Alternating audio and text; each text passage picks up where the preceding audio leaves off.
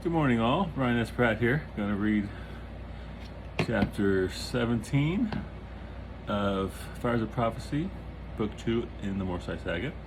But before I get started, I saw this thing on Facebook. I just had to comment on. I now have a reason to go to Wisconsin. In Plover, Wisconsin, is the world's giant potato masher.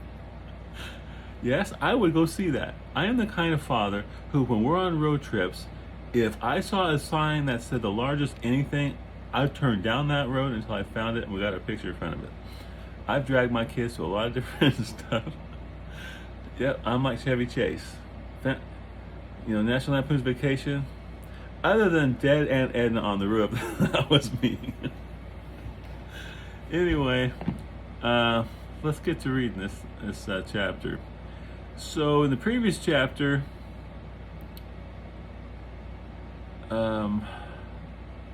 Cassie passed. That was really sad, and Ken passed too. The quarterstaffer that they had from the pits that they had bought. Yeah, that was sad. And when they woke up in the morning, Tanakh was gone. I mean, this whole spins off a whole series of things. But see, when I'm writing this stuff, I don't think about what's next. And the moment I'm writing it, it's just like, okay, it feels right to write this, so I do. Like in the book I'm writing now, Travail 4. I'm writing a chapter. Oh, it's going really well, by the way. I'm really on fire right now. And I'm almost positive it will be done in August. It's July 3rd? Yeah, July 3rd. Tomorrow's 4th of July for us Americans, by the way. And so, it'll be done probably the first half, and then by the time I get all the editing done, then it will be done. And yeah, that'll be good. And I'll start working on the last book. There's only going to be 5. 3's out. I'm working on 4th. 5's next. I made a New Year's Eve resolution that I would finish both books of Travail by in 2024. Will that happen? I really don't know. I know the first one will for sure. That's guaranteed. Unless I get in the hospital or something or die, that will be done. And then I'm gonna start. And then after the 5th one, of course, I'll start the 3rd series. That one's gonna be really interesting. That was James is going back to Earth. How will he do it? No, you'll know before the 3rd series starts. Anyway, but here's the thing about publishing books at the end of the year. Smashwords tends to put a halt on any new books being published at the end of the year because their retailers do an end of year thing, and for several weeks they just shut down on all new stuff. I could publish it at Smashwords. I'm sure I could publish it at Kindle, but it wouldn't filter down to Barnes & Noble and Apple, most likely timely. So if I get it done before the end of the year, I may have to publish it January. But that's getting ahead of myself. Let me finish this one here first. Yeah. So here's chapter 17 of Fires of Prophecy. What do you mean he's gone? Jerome exclaimed after James gave him the news of Tanakh's disappearance. He's gone. Sometime last night, he must have saddled a horse and taken off. And no one heard him? He asked, looking around at everyone. They shook their heads indicating they hadn't. We have to go after him. No, we don't, Dealey told him. She grabbed him by the arm and stared him straight in the eye. With the wagons, we will never be able to catch up with him. And if we abandon them, we lose our cover for why we are in the Empire. He looked at her in anguish. Her expression softened and she said softly, let him go. You have more immediate concerns. Like what? Pointing to a sister, she said, like her. Defeated, he knew she was right. Let's get the horses hitched and get out of here, he said miserably. He climbed to the top of one of the nearby hills and turned toward the desert, looking out across the rolling, desolate hills. Tanak! He scanned the horizon. Tanak! Nothing. Dejected at the loss of his friend, he returned and helped the others with getting the caravan ready for travel. He'll be okay, offered Jorn as he came up behind him, laying a hand on his shoulder. Yeah, added Scar. He's a tough one, he is. Jorn turned and looked into the faces of his friends. Thanks. Then he turned back and finished saddling his horse. It was a somber group that headed down the road that morning. Each remembered the fallen in their own way. Remember when Ken was up against that sailor who thought he was hot stuff? Potbelly Sally said, breaking the silence. Yeah, Stig replied, chuckling. The guy thought Ken was going to be easy pickings.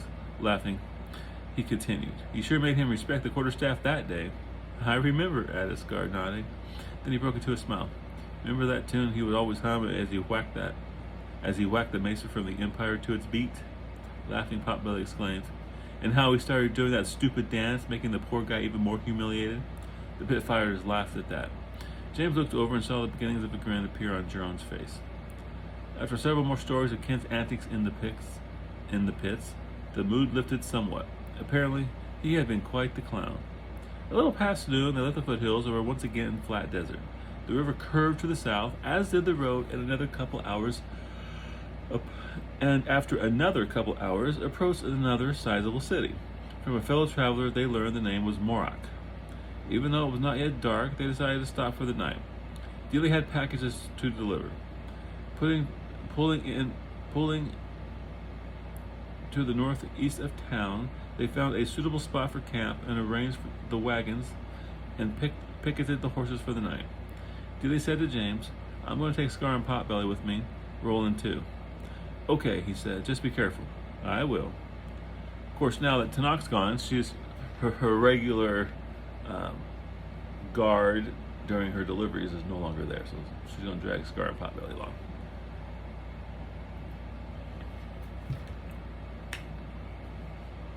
Once the others were aboard the wagon, she turned it and rolled on into the town. In the course of her deliveries, she came across a temple to Corinthia, the hooded lady. If one lit a candle in one of her temples after a loved one's passing, it is said that she will help them find their way to the afterlife and not be stranded or lost along the way. She pulled up to it. I'll just be a moment. Going inside, she approached a table with many candles. Sitting in the middle of the candles was a single silver bowl. Placing a coin into the bowl, she took a candle and carried it to where a statue of a veiled woman stood. Several candles were already lit at her feet. Delia lit hers from one of those already burning before placing it alongside them. Kneeling, she said a prayer for Cassie that she would find her way. After several moments, she got up and turned to walk back toward the exit. Once outside, she climbed back aboard the wagon and continued with her deliveries. Now, I don't talk too much about the other deities, and I probably don't have, and I don't have that many that I've mentioned. You know, you got Azran, you know, the god of the earth, basically.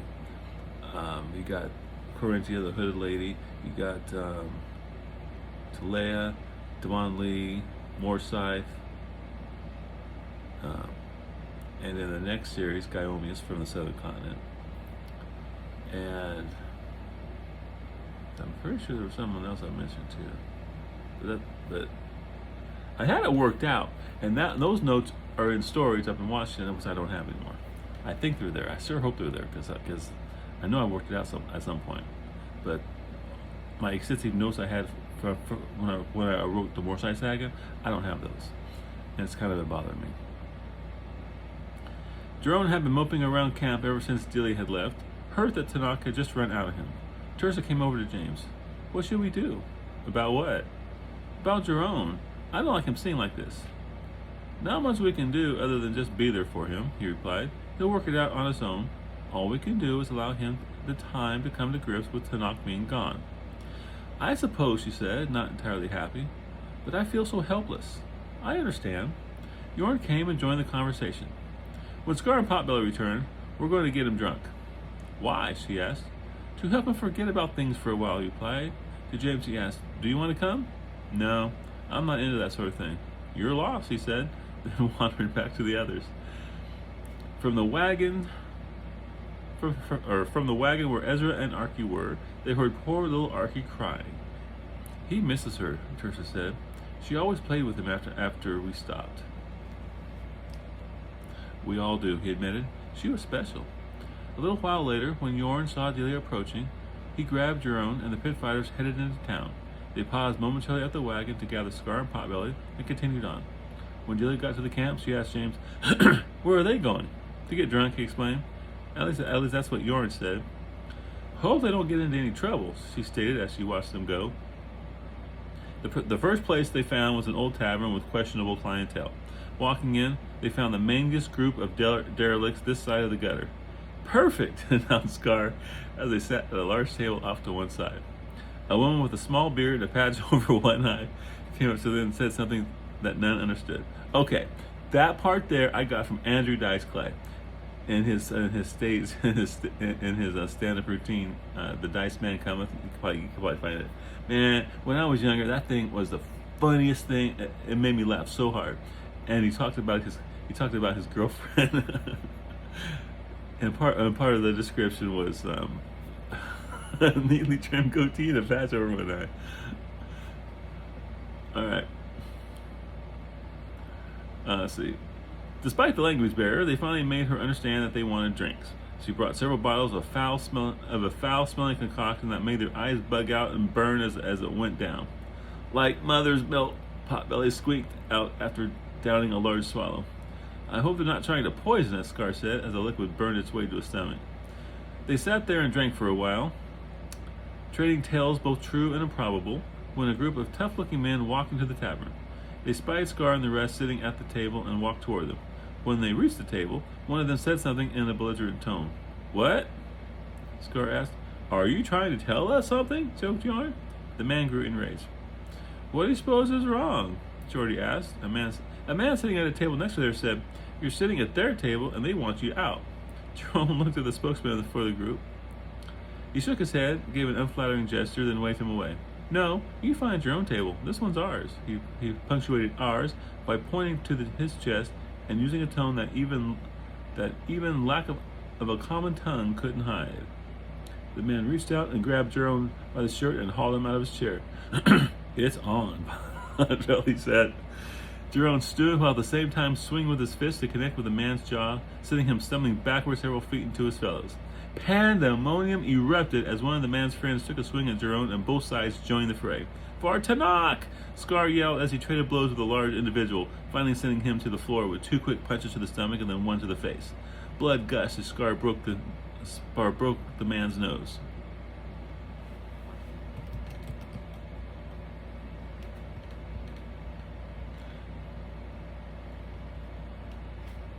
Oh, it's gonna be one of those nights. Now, hang on. Turning, he saw Shorty being tossed through the air where he hit the wall with a thud. The tavern's other patrons quickly made for the sides of the room or out the door to avoid becoming embroiled in the fighting. Some joined in, others kept their distance and placed bets on the various combatants.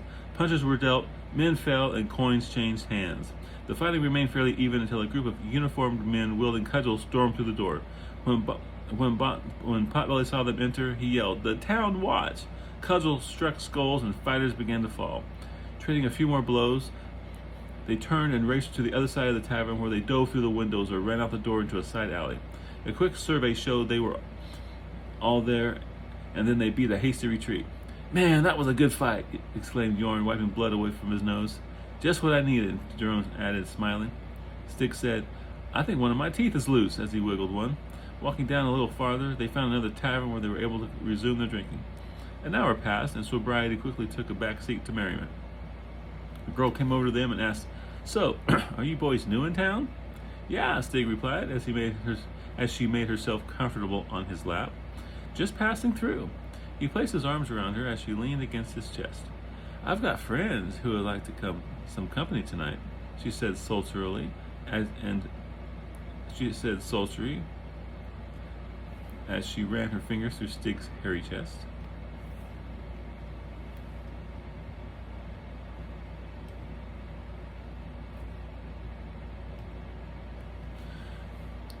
If you feel up to it, of course.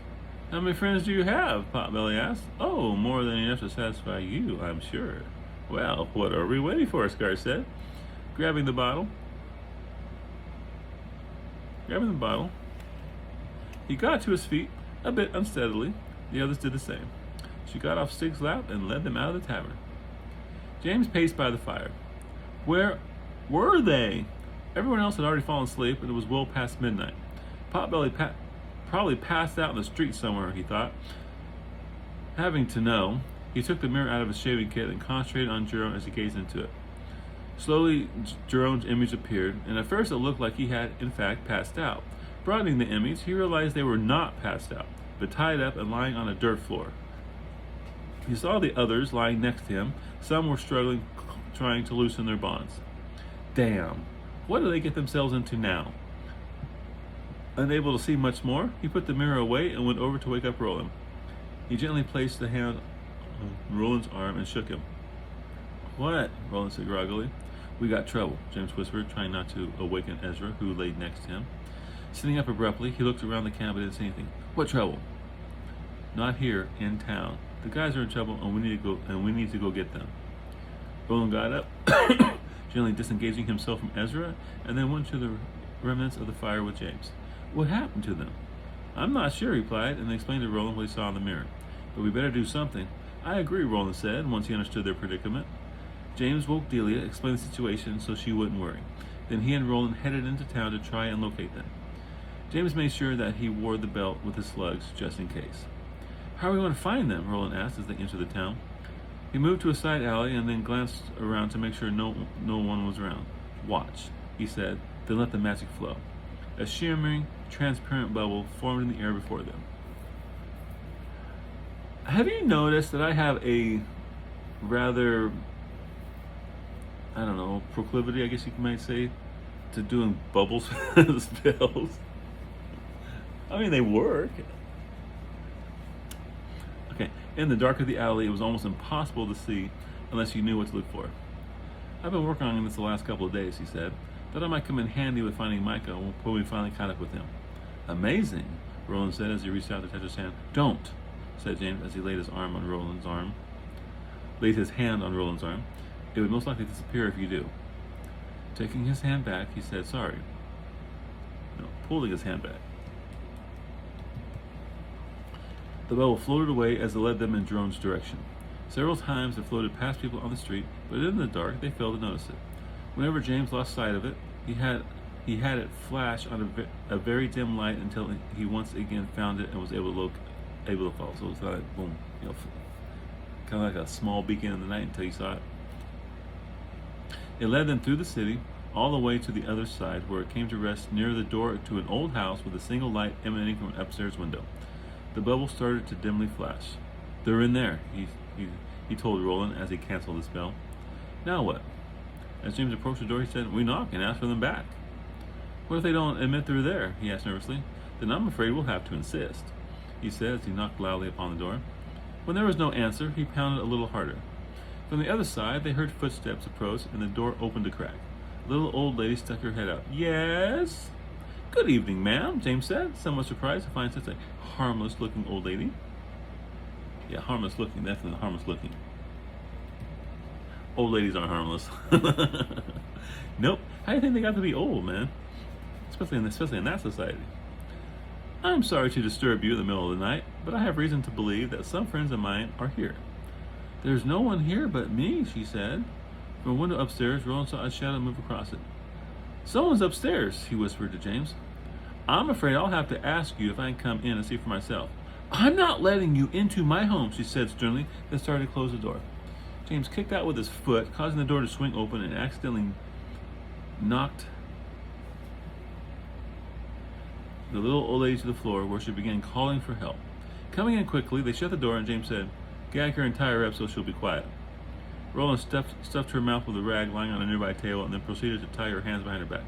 Sorry, ma'am, he told her, feeling bad about doing this to an old woman.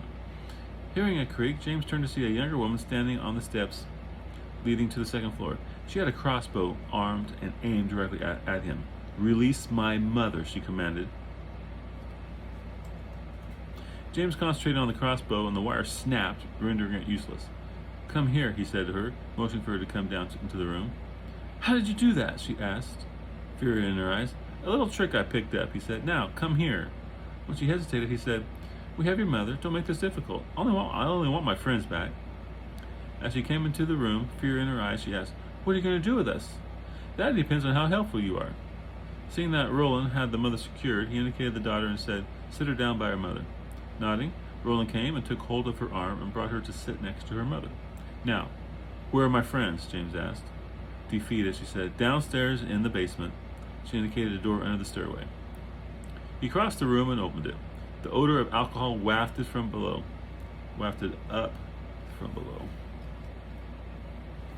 Glancing to Roland, he said, "Keep an eye on them." His glowing orb appeared in his hand as he descended the stairs. He found them lying in the middle of the basement, tied up and helpless. "Well, well, well, what have we here?" he asked as he made his way over to them. "Glad to see you," Jerome said. Scar asked, "Man, how did you find us?" James took out his knife and cut through the rope as he freed Jerome. "Take care of the others. I'll be upstairs," he told him, and then headed back to the steps. Over on a side table were their weapons. Jerome retrieved his knives before cutting through Scar's bonds. When James emerged from the stairwell and rejoined Roland, he asked the ladies, "What were you planning to do with them?" "Sell their weapons and them to slavers." Sell their weapons, comma, and then to slavers. So they wouldn't sell their weapons to slavers. "Done this before?" "A couple of times," she admitted. "You don't know what it's like to be a woman alone, without a man," she cried. "If we didn't, my mother and I would lose everything and have to live on the streets." "No excuse," he said, and then turned as he heard footsteps coming up from the basement. Still inebriated, the guys were quite a sight as they staggered along. He smiled and shook his head. "What's it do with you two?" the younger he mused as he turned back to the women. "Are you going to kill us?" the woman asked, fear in her voice. "Should I? Or can we leave without anyone but us knowing what transpired here?" "We won't tell anyone," she cried out. "We swear." Her mother nodded vigorously in agreement. "Very well," he told her. "But if we hear about this from anyone, I'll be back. Understood?" "Yes," she cried, relief evident upon her face. Turning to Roland, he said, "Let's go." He untied the younger woman and then helped the stumbling drunks out of the house. Being the last to leave, he gave the daughter one final meaningful look and then closed the door. With Roland's help, he got them moving in the right direction and they worked their way through town. They meandered back to camp where the drunks collapsed and passed out. "Everything go okay?" Delia asked after they arrived. "We're here, aren't we?" Delia eyed the drunken miscreants. "What happened?" "Too tired to want to talk," he said. "To tell you in the morning." Lying down, he was soon fast asleep. The booze hounds had incredible hangovers, most not remembering being rescued from the basement. Jerome and Scar remembered it somewhat, but mainly it was all just a blur. Smelling far worse than normal, James had each go to the river, clothes and all, and make an attempt to get the stink out. While they washed, he and the others worked to get the caravan ready for travel before their return. "You going to tell them what happened last night?" Roland asked James as they secured a team of the horses. Grinning, he said, "If I do, I'll probably make up a bunch of stuff, too." Roland broke out laughing, and then they finished securing the horses to the wagon. Everything was set to go by the time they saw them headed back toward the wagons, drenched and cold. With the heat of the day already beginning to rise, it wouldn't take long before they dried. Sitting atop his horse, James watched and waited while they returned and mounted. This day, Jerome was to drive the wagon while James rode point. James wore a floppy hat bought back at Corazon to keep the sun off. When everyone was ready, he took the lead, and soon they were back on the road following the river south. Sometime late morning, an odd fog bank appeared off to the east, several miles away. "Do you see that?" he asked Jerome when he paused to allow the wagons to catch up. Shielding his eyes against the glare, he looked, then replied, "Yeah, so? I've never heard of there being a fog in the middle of the desert, in the middle of the day," he said. "Certainly not during summer. The heat should have burnt it off long ago." When Roland caught up with them, James asked him about it. "I think it's called the Mist of Sorrow," he explained. Mist of Sorrow, which of course is the title of my 7th and final book of the series. Yeah, Mist of Sorrow. I had no plan for that. I just wanted something interesting at this point, and I thought, well, it's still a mist in the middle of the desert. We'll come back to it later when I figure out what it's there for. See, this is one of those plot seeds I talk about. I throw them in everywhere, and either plant them and reap them later, or they wither and die, and I forget about them. Well, why do they call it that? Jerome asked. Don't know. I just heard someone passing through mention it once. By this time, the caravan had stopped to see the odd sight in the distance. What is it? Asked Shorty. We're not sure, Roland explained. It might be the mist of sorrow. Oh, he said. We're not getting anywhere by standing here gawking, James said, and nudged his horse into motion.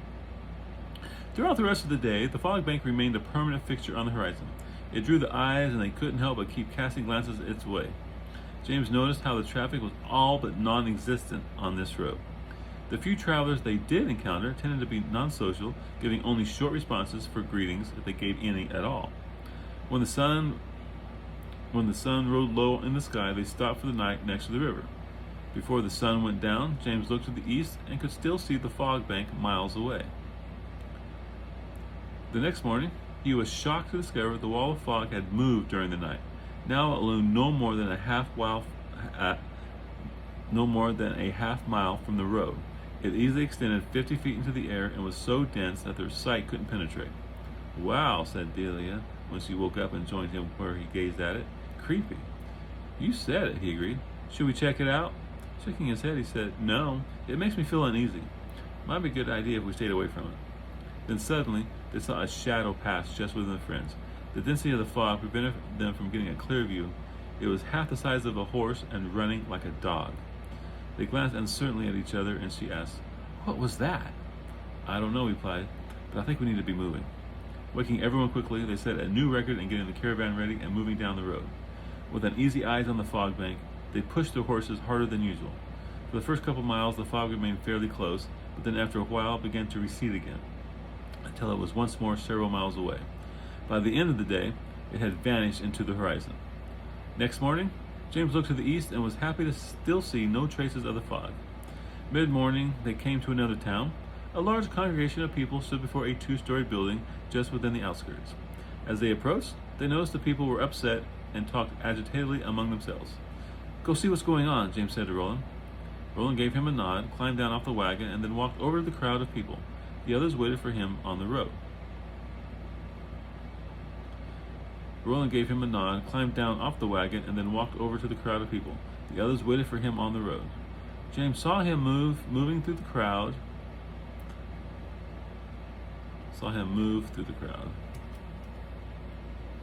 Speaking to several different people until finally turning and making his way back. Well, he asked as Roland returned. You're not going to believe this, he said. Last night the garrison sub-commander was murdered. So? Jerome asked. He was murdered by a northerner, he said, and there were witnesses. Also, drawn in blood on his forehead was a heart with 2 dots. He turned to Jerome and said, Sounds familiar? Cassie's necklace? Jerome replied. It was a heart with 2 stones. You mean Tanakh did this? Did they ask, not really believing it? He turned to her. It would appear so, but we have no real evidence, though the description of the murder matched him fairly good. What is he doing? Jerome wondered, angry. The fool's going to get himself killed. He turned to James. He's close. Maybe we could find him and help him. Let's get a ways out of town, and then I'll look and see what I can discover. Jerome nodded, and they followed the road as it passed through town.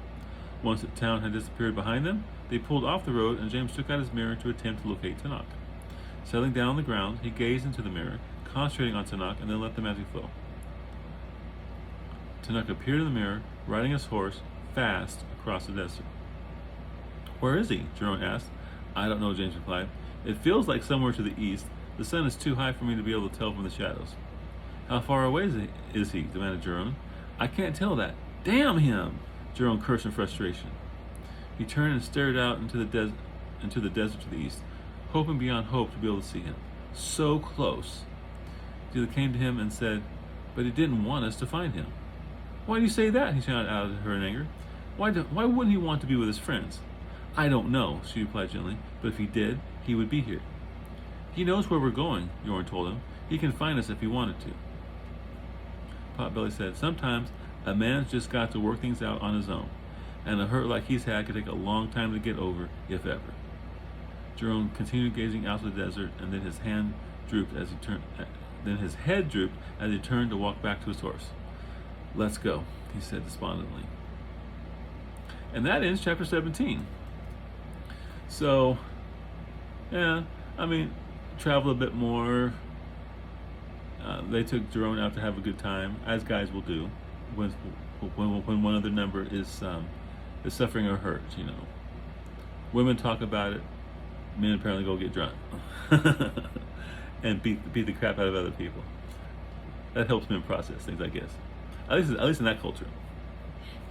So, Tanak's out killing sub-commanders, riding through the desert alone. Why is he out there alone? Well, if you remember back a few chapters, they were in this one place, and when they got rolling, Tanakh was in there, and the bad guy that was going to sacrifice Roland, Tanakh was in there to dispose of him. He says, "This is my little brother," and he kills him and says, "That's part of what you guys did to, a payback for what you guys did to me." So he's out paying the Empire back for the fault, for sacking his hometown. He's going to lead it, and he'll most likely leave a trail of bodies as he goes, become a very unwanted man in the Empire. So chapter 18, so we'll see what happens after that. I think we're getting close to where not Mickey Mouse, they go for pizza. Yeah, they go for pizza. Sorry, spoiler if you haven't read it already, but I'm pretty sure the few people who are following me right now have. So, chapter 18. Personal stuff. Gonna be 100 degrees today. Yay! Boy goes to work. I'm going into Hugo. Gonna get me a sausage McMuffin. I love sausage McMuffins. I can eat those daily if I had access to them. Fortunately, it takes me about 30 minutes to drive from my house to the closest McDonald's, so I don't get them very often. And considering I have a weight problem, and I always had a weight problem, it's probably a good thing I live in the middle of nowhere. and it takes a long time for me to get anywhere. I'm losing weight. I'm way behind my goal for this summer, but I am progressing. I am steadily losing. The weather's been bad. Rain will stop me from exercise. I like to exercise out. If I exercise inside, as soon as I start getting tired, I stop.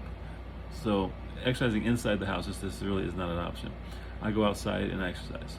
The best way for me to exercise is walking. I love to walk, but But there's gravel roads around me here, dirt roads, and I don't like walking on the rocks. It just really bugs me. It's not smooth. My feet start hurting, so I tend not to walk. But when I was in Seattle, I would walk, and the best way to walk is, say you want to walk for 2 hours, right? But after 45 minutes, you're going to get tired and start to rationalize in your head, why don't I just stop? I'm tired, right? But if you walk out 45 minutes, you start getting tired, and you say, "Well, I can go a little further," and go to 1 hour.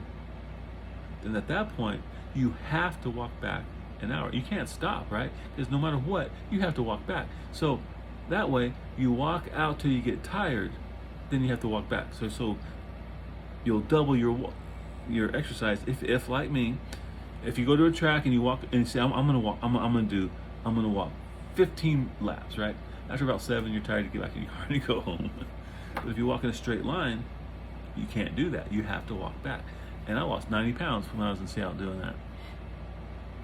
Anyway, chapter 18 tomorrow, and I'm really doing really well on Trail 4. I sat for an hour yesterday doing nothing but trying to figure out a good title for this book. There's several different things going on, and I can't quite come up with one. I may just have to make one. I may just have to settle on something pretty soon. It's starting to drive me crazy. Anyway, talk to you later.